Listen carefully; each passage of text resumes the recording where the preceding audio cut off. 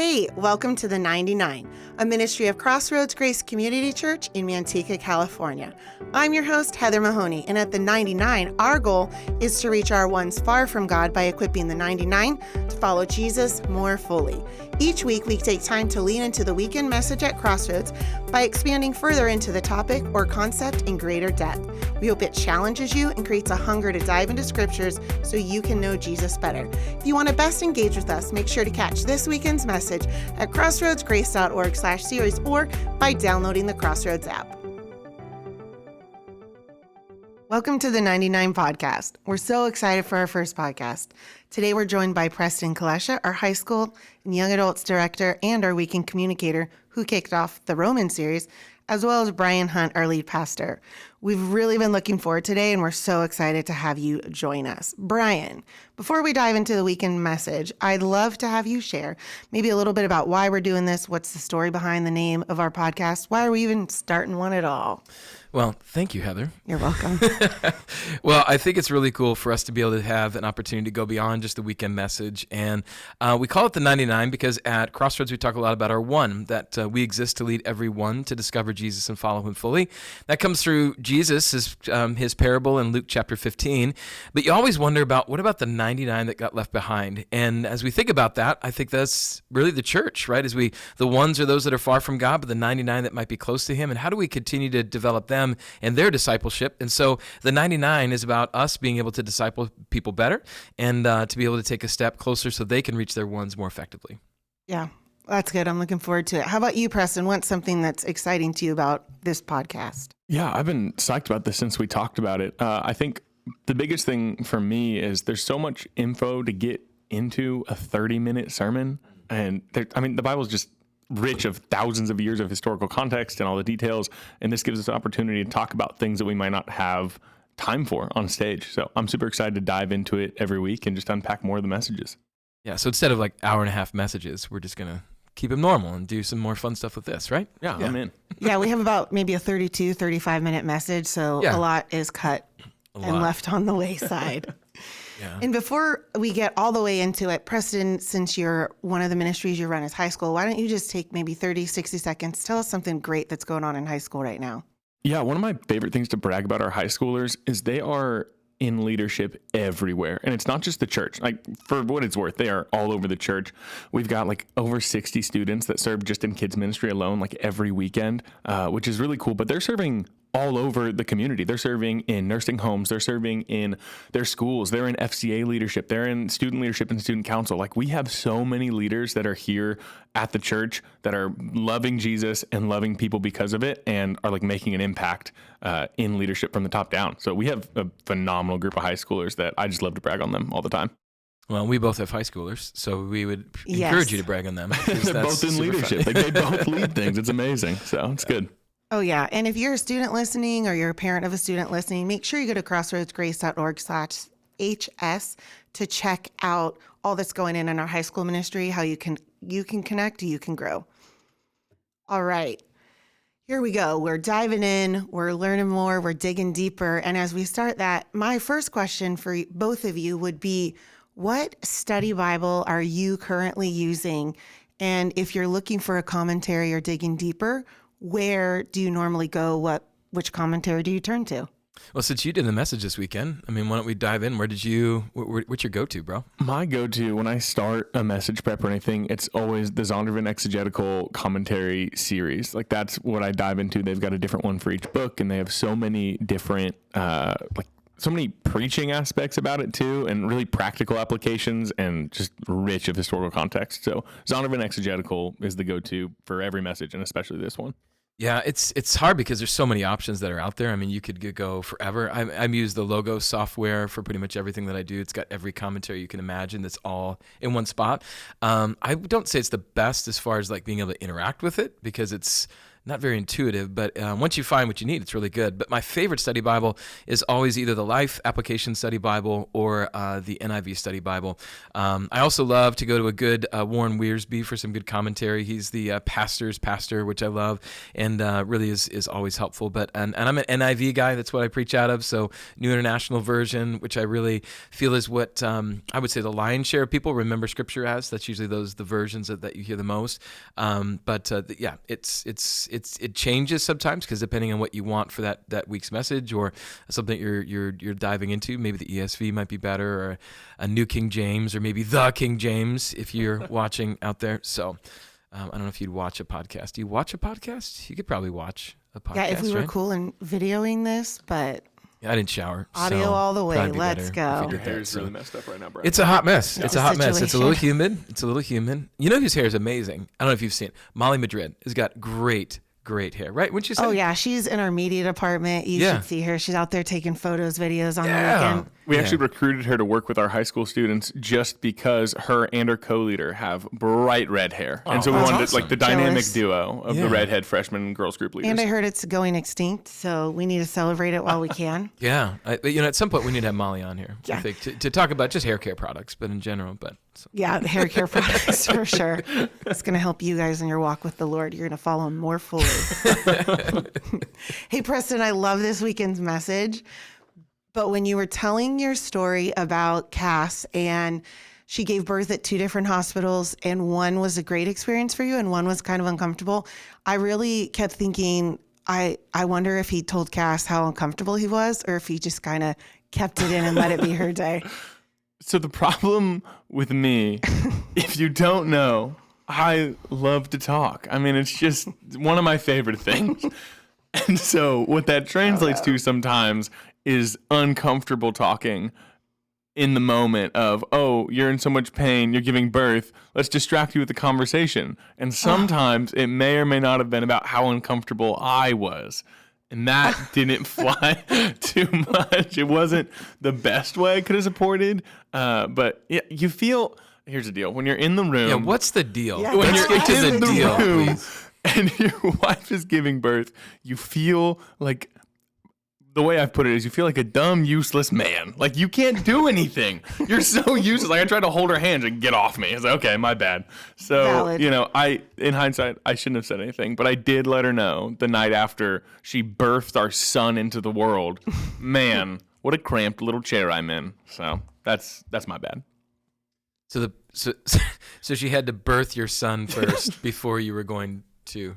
At least you waited a little bit. Well, this yeah, I time. didn't know how uncomfortable it was So like yet. with Ada, were you like in the middle of it? You know, like, my hey, it looks uncomfortable. Oh, I can't believe it. And you're like, you know what's really awesome though is this bed. And if you could hold off, because I got some tiramisu coming, and that would be fantastic. Oh Is that my what you're gosh, saying? hospital tiramisu. The best. Hard pass. No, really. I don't know. It just doesn't sound delicious. The best hospital food is the sherbet cups that they have. I will live off hospital sherbet cups if I had to. Maybe we should ask the person that actually gave birth to people in a hospital, like what this really is, what the more important thing is, because we're a couple of dumb dudes. Yeah. But Yeah, hospital food's not good. I just asked my husband to pick me up stuff. That's Nice. kind of how it worked. And when you're weird about mayonnaise and don't want it in anything, I had to make sure I've got a head thing going on. So, yeah. Okay. Well, hey, let's talk Roman culture for a minute. really. We're diving into the series on Roman. We're starting it. You had so much you had to go through, Preston, to set us up for what this next couple of months looks like for us. So what do you think we best need to really understand contextually as we approach the book of Romans? Yeah, one of the main things with Romans that I kept finding was there was 2 big cultural pieces that it seemed played a huge part in like why Paul felt the need to even reach out to this church to send them this letter. One was the tension that they had within the church, and we unpacked it a little bit, but it really did seem like the Jewish Christians that came back expecting their church to be exactly the same as it was when they were exiled or when they left was going to be untouched, unmoved. And the reality was it wasn't. Like there was a ton of new leadership with these Gentile Christians who were not doing things differently because they hated the way it was done before. They were just doing the best they could. And so Paul saw this or heard about this. He hadn't been there yet, but he heard about this rift and this back and forth. And so he really wanted to make sure that they were focused on what the main thing was, which was Jesus. It wasn't all this dissension they had back and forth. They needed to be tight to go up against what is the second part of the most important part of the context of Romans, I think, which is the Roman culture was so desperately trying to keep this monotheistic approach away from their way of life. They were about their gods, plural, and they didn't want anything messing with that. And if they did mess with that, then the emperor himself wouldn't be seen as a god. He wouldn't have as much intrinsic power. So it makes sense that it was a threat. And if we don't understand the threat that the church was at the time and why Paul needed them to be that threat and needing to be that unified group, then it doesn't make sense why he's being so direct and so, in the face of Christians throughout the rest of the chapters. He's not saying it to beat up on them. He's saying it because they are in a culture war, essentially, with the church and Rome itself. Yeah. What's also interesting about it, though, is there was a bit of relative peace that was happening between Rome and the church. They kind of exiled out the Jews, and now there's these Gentiles. And I think Rome was thinking, well, now we've got these Gentiles in here, so it'll be a little bit easier to kind of sway them because they're more Roman than they are Jewish. But also to consider, so Paul's writing this letter from Corinth, actually. He's writing it while he's in Corinth, which is a hot mess, another whole conversation we could have. But he's also writing it probably, you couldn't help but have it a little bit affect how you're writing to this other church when you're in the middle of Corinth with this hot mess and you're thinking, well, I don't want what's happening in Corinth to happen in Rome. And so there's a little bit of kind of maybe reactionary, ugh, I want to protect this church. The other thing to consider is that Emperor Nero was the emperor at the time when Paul was really writing this. And so in Nero, he would eventually become this crazy anti-Christian emperor to the point of lighting Christians on fire for parties and it's giving them as part of sport to be able to have them killed. And he would burn down part of Rome because he was just that crazy. But at the time he was only 16. So he hadn't fully embraced his craziness yet at that time. So there was a little bit of lull that was happening. And so for Paul to kind of speak into this, almost prophetically, knowing that there was going to be even some worse stuff probably happening and God intervening in that, it does give you a little bit of an idea of why the intensity was so much of Paul's words to the Roman church, because there was going to be it's going to get a lot worse. If it was worse now, it was going to get even more worse as Nero kind of comes into his crazy a little bit. So, yeah. Yeah, that is kind of wild to think if he's 16 and I'm I'm working with Next Gen forever and love them dearly, but I think of who I was at 16 and would I be fit to lead a nation? No. Not so much. No. Yeah. So that's kind of wild. Yeah.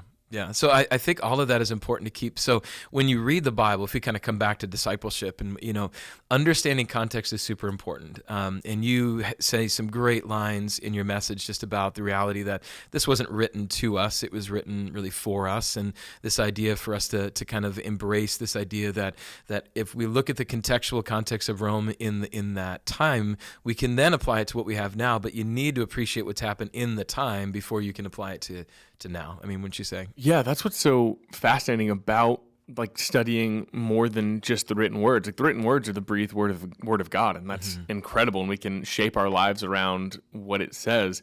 But then there's this whole other layer that we can peel back, and that's part of why I'm excited that we're doing this, where when you realize who it was being written to and when it was being written, one, you can understand some of the nuances of what's being written, but two, the parallels of some of the culture and some of the things we see today. A lot of criticism you'll hear about the Bible, or I'll hear from students. It's oh, you want me to follow this book that was written thousands of years ago and expect it to apply in 2024?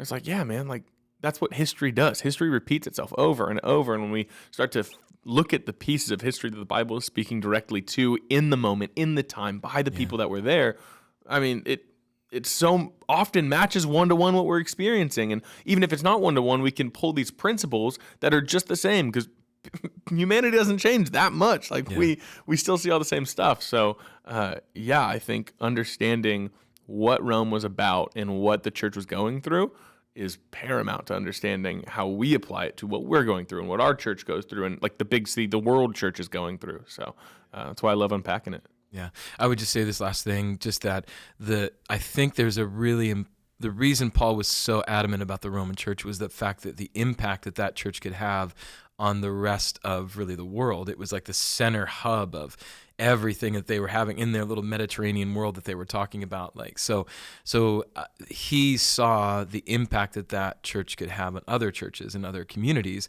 And if they could get that right, then my goodness, the gospel spreads even that much more, even if it is through persecution. It doesn't have to all be puppies and ponies. But I think he knew that in order for it to be done right, Rome was an epicenter. The gospel needed to be established the right way so that it's being spread the right way. Oh, absolutely. Hey, Preston, I was wondering for you as you were unpacking, as you were diving in, what maybe was one of the most challenging parts of this weekend's message for you? Like as in writing it, preparing it? Oh, man.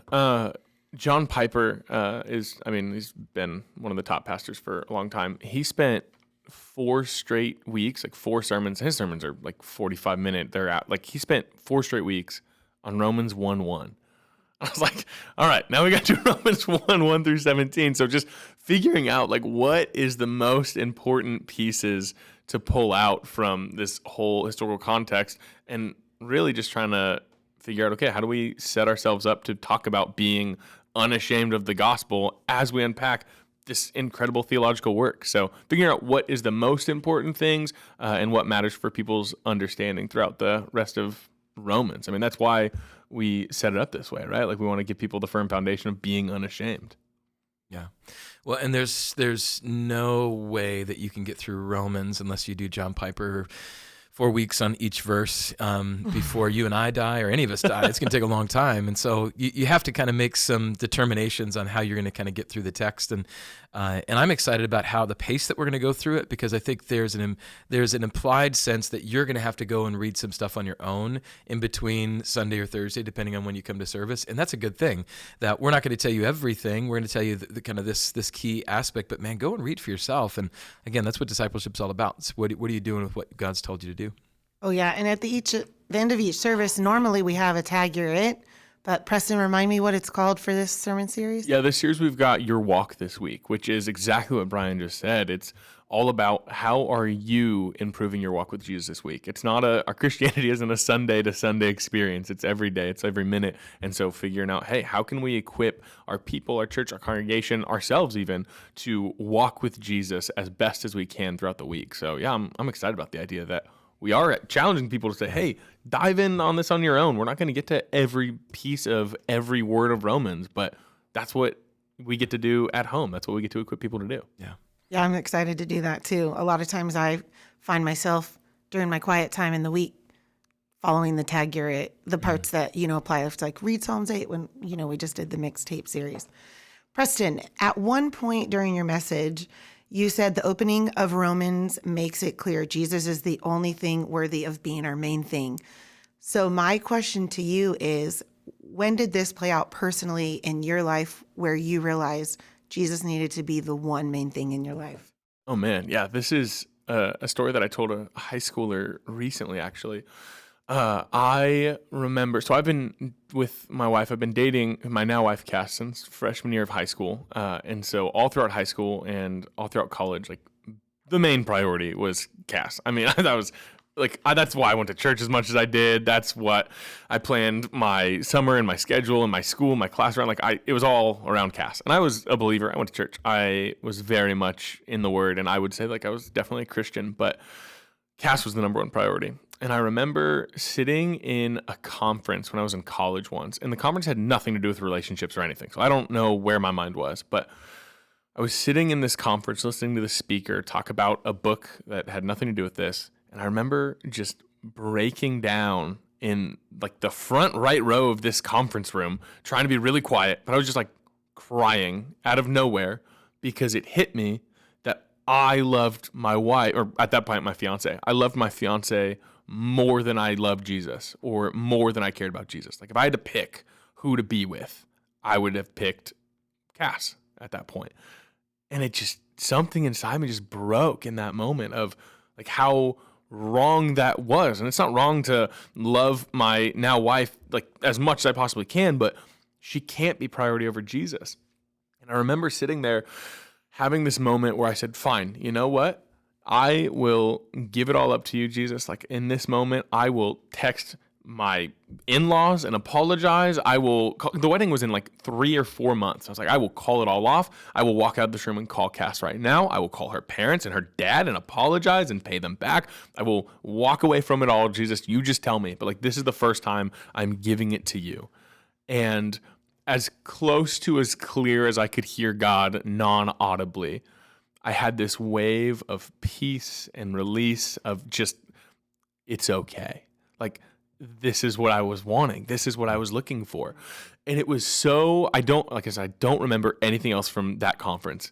It was that moment where I could finally see that like I was not prioritizing Jesus first. And that all that is what brings into, what I had to say. Like, Jesus is the only thing worthy of being our main thing.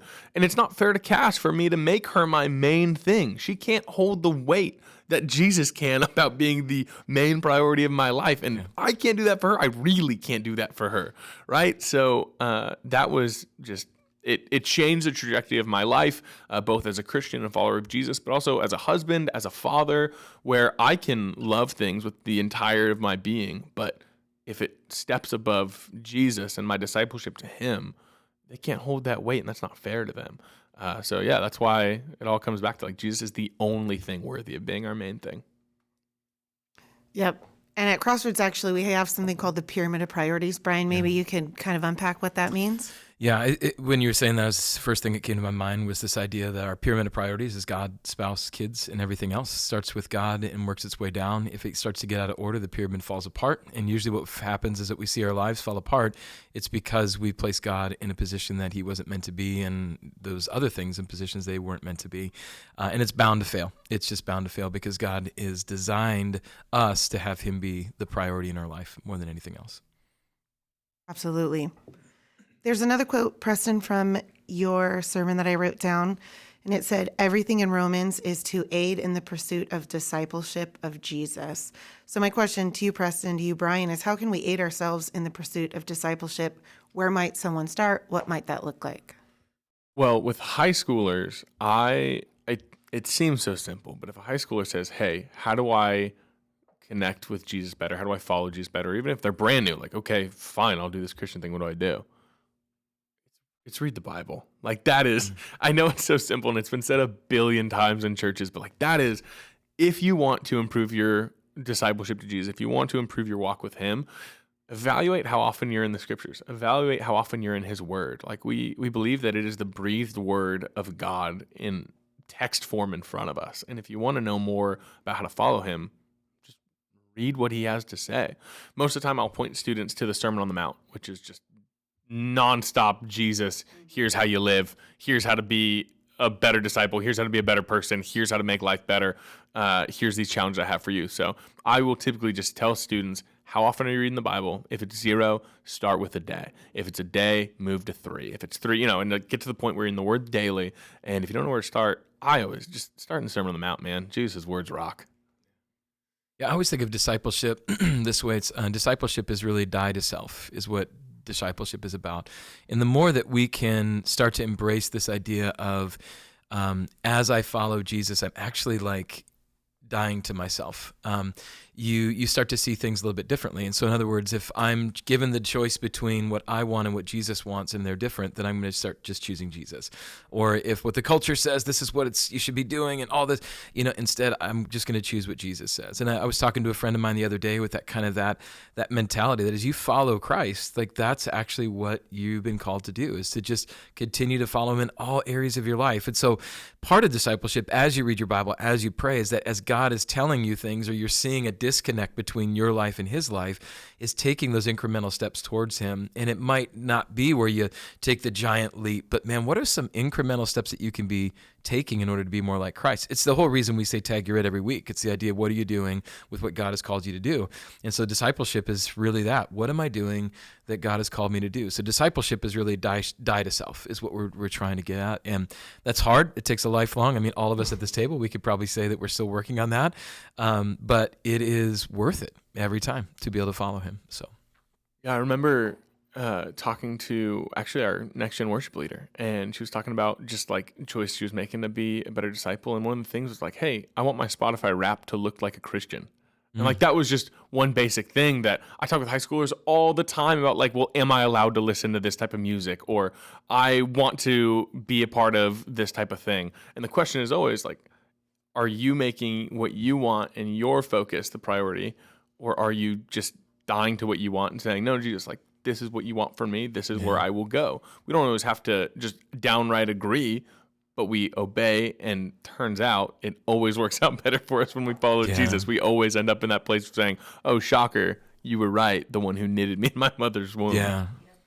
Well, it's interesting because, your message is great this week, and I'm just going to kind of kick it to Heather and be like, what stood out to you? Like, what jumped to you from what Preston was preaching about this weekend and hit you? Yeah, I think it was just the last question I had about discipleship. Like, if Jesus is first and foremost the main thing in our life and our number one, what does discipleship look like? So then just for me, kind of just internal thoughts of like, what am I going to do about that? I didn't have a Spotify Wrapped conversation. And for those of you who don't know what that is, at the end of the year, if you use Spotify, a streaming service for music, it will tell you what you most listened to and what you most played. And so to Jane's point, our next gen worship leader, she wanted it to reflect her love of Jesus. So the songs would do that. So for me, it's been a point of reflection. Yeah. So kind of wrestling with that thought in my mind of like, okay, and if I'm in a leadership role, I need to be setting an example in what living like a disciple, what that looks like. And so is the way I'm living, is that telling other people I love Jesus as well?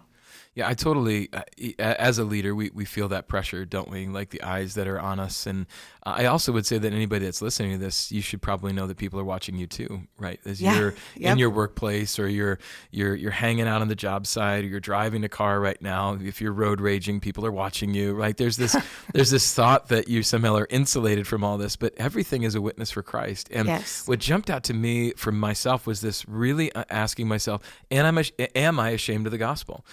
Like, and it's so, you would think, well, Pastor Brian, you better not be ashamed of the gospel, but it has so many tentacles to it. Like, am I ashamed of the gospel in every area of my life? Or are there some areas that I kind of shy away from, and maybe I'm not as bold as I should be, or maybe I am not really thinking fully about it in every area of my life. And so for me, I mean, this idea that I shouldn't be ashamed of the gospel, because really it's what saved my life. Like, if I believe that, then that should be something I should be pretty stoked to live my life out in every possible way. I don't know if, as you were writing it, did that hit you that same way? Or Yeah, I remember having a conversation with a friend who is very, very, very, very vocal about his disbelief in any sort of God or higher power. And it was him and me and a couple of friends talking, who they all are not nearly as vocal as he, but they've made it known. And they know I'm a pastor, and they know I work at a church. And I remember him... They were all talking about how, man, Christians just always are talking about Jesus all the time, and it's so annoying, and all this like bad experiences they had with people trying to push their religion on him. And this friend that I had that's super vocal said, you know what? If I have someone who believes that if I don't make this decision, if I don't decide to follow this creator, the one who they think loves me, that I'm going to spend an eternity separated from him, an eternity separated from paradise and absolute satisfaction, fulfillment, and instead eternity of suffering. He goes, man, I don't think that's a very good friend to me if they don't tell me about it. Like, I hope they love me enough to tell me that, even though I think they're nuts. I hope they love me enough. And that changed my perspective, because I truthfully had been super hesitant to talk to him about anything to do with my faith, or he knew, but I didn't like talk to him about it very often. And in that moment I realized, like, man, if I really believe this, like, I need to be unashamed in totality, no matter who I'm talking to, because I love this person enough to share the absolute love that I feel and I have, and they have too, from the one who created them.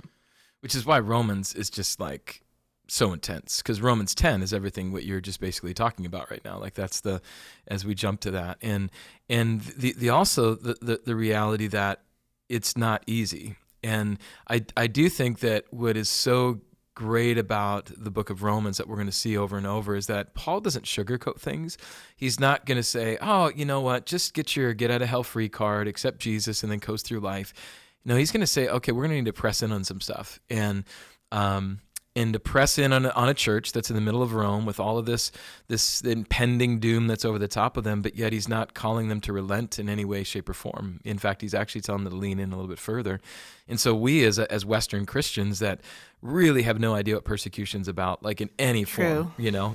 I mean, if you think about Iran or the church in China, or the church in Africa, or we could go on and on, we have no idea. But yet the places where the gospel is being preached the most and being the most received is in the most persecuted places. The church in Iran is growing faster than anything else. The underground church in China is thriving more than ever before. Africa is going to maybe become the most Christian nation in the world in a very short period of time. So what does that tell you? That maybe persecution is good for our faith, and maybe having to ask yourself, what do you really believe on a daily basis, is good for our faith. And so Romans is going to be that pressure test for a lot of Christians, and they're going to have to ask themselves, all right, I say I believe in Jesus, but do I believe in the totality of the gospel, and am I ashamed of it in any way?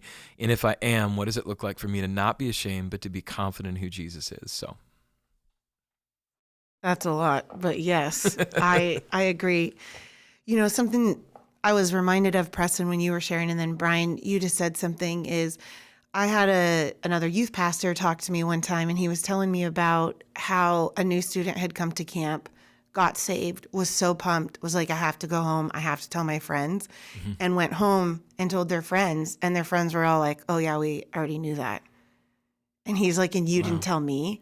Yeah. And so what that felt like for him, when that student seemed to just understand the weight of it, and then realize he had people in his life that for whatever reason hadn't like risked that conversation with him. And he's like, I could have known this sooner.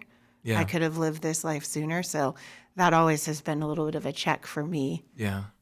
Well, and it's all in what we know inherently is that when we get to heaven and we have that opportunity to see Jesus face to face, we are going to realize why it was so important. But yet at that point, it's going to be too late.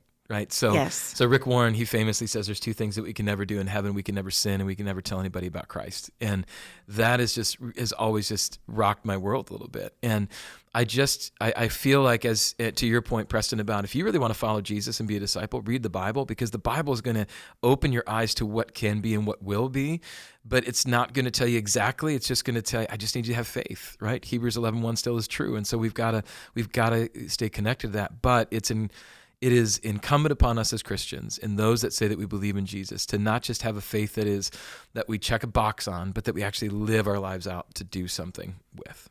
Oh, that's Romans just talks so much. If you try and look at Romans like a checklist, you are going to feel, one, just overwhelmed, but two, like you are going to do all of these things just because someone says to do it. And that's missing the point. Paul's whole point is not saying do this because I said so. He's saying do this because you are saved. Do this because it's the power of God that brings you salvation. We're doing it. Our why is because of our salvation, is because of our love of and love from Christ and the Creator. And so it's not a checklist, which is such a dangerous place to be as a Christian. Don't just check the boxes. Live a transformed life of discipleship. Yeah. Well, and the idea that there's nothing you could do more now to make Jesus love you more than he already does, because he already has chosen to love you. He's already died for us. And so the way we live should be out of a response to that versus checking the boxes to earn that love. Yeah. It's going to be a great series. I'm looking excited forward to it. Really good stuff. Yeah.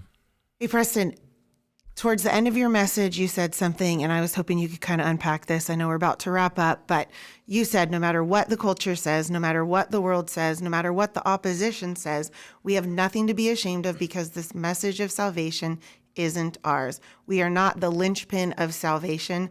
We are the benefactors of it.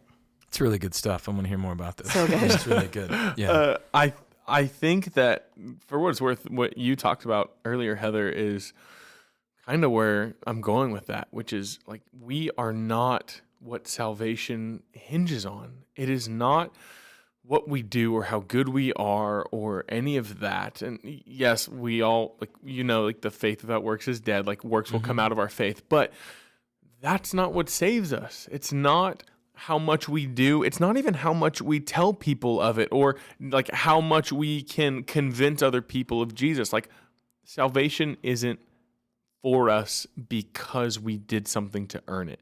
It's the exact opposite. We could never have earned it. It didn't matter how hard we try, how perfect we were. We were never going to be able to earn salvation. We were not the thing that it all hinged upon. And thank God, because I couldn't have done that for myself. And you couldn't, and you couldn't. So that's where I was going with that is we are just the benefactors of salvation.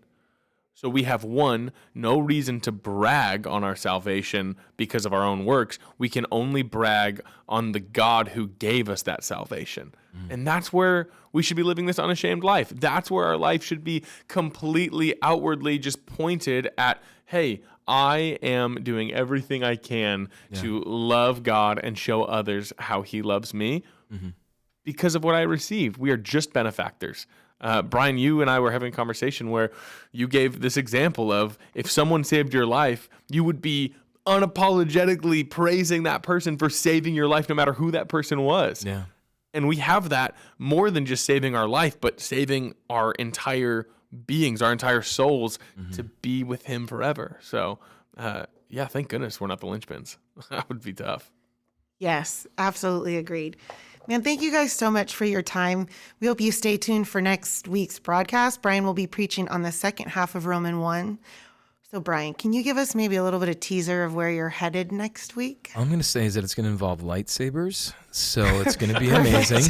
It's going to be amazing. You're not kidding, are you? I am not kidding at all. Okay, perfect. Lightsabers will be involved, but what it's really begins this process of, okay, now we know the gospel, but what would happen if we didn't know the gospel? Like, what is on the other side of the alternative of not receiving the gospel, and how do we as broken people really, in so many ways, push away from God over and over and over, and what is the result of that happening? Because what Paul is so good about is he's going to show you both sides. He's going to show you, man, you should be unashamed of this gospel that saved your life. But if you choose to not do that, here's what's going to be there.